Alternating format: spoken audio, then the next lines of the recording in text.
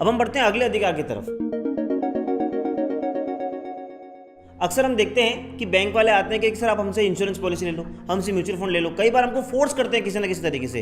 पर आपको बता दूं, आरबीआई इस बात को लेकर साफ कहती है कि कोई भी बैंक पर्सन आपको फोर्स नहीं कर सकता, वो आपको सिर्फ प्रपोजल दे सकते हैं। तो अगर आप बिल्कुल इंटरेस्टेड नहीं है तो आप उनको साफ कहते हैं कि मुझे आज के बाद इसका किसी भी तरह का प्रपोजल ना लाएं, मेरे को आपसे कोई प्रोडक्ट नहीं लेना है।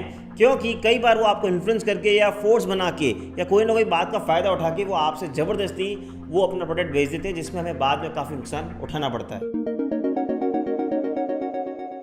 एक और अधिकार है आपका, वो है राइट टू प्राइवेसी। जब भी हम बैंक में कोई भी डॉक्यूमेंट भरते हैं या कोई भी इन्फॉर्मेशन देते हैं तो ऑब्वियसली हम अपनी बहुत सारी इन्फॉर्मेशन बैंक को देते हैं। आपको पता है राइट टू प्राइवेसी आपका अधिकार है। इसके तहत कोई भी बैंक कर्मचारी या बैंक आपकी पर्सनल डिटेल को किसी भी थर्ड पार्टी के साथ शेयर नहीं कर सकता। अक्सर हम देखते हैं कि जब हस्बैंड वाइफ के डिस्प्यूट होते हैं तो लोग आरटीआई लगाते हैं कि मेरे हस्बैंड का या वाइफ का मुझे अकाउंट डिटेल्स दी जाए, लेकिन बैंक ऐसा नहीं कर सकती आपसे बिना पूछे, क्योंकि ये आपके राइट टू प्राइवेसी का अधिकार है। और अगर हम लास्ट अधिकार की बात करें तो वो ये है कि आपके साथ बिल्कुल ट्रांसपेरेंसी रखी जानी चाहिए।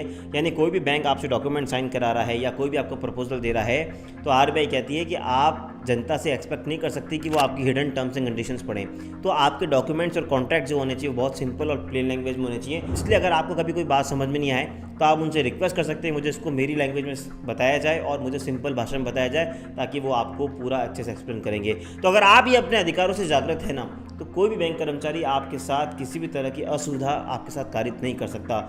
हम इसलिए प्रॉब्लम में आते हैं क्योंकि हम अपने अधिकारों से जागृत ही नहीं होते।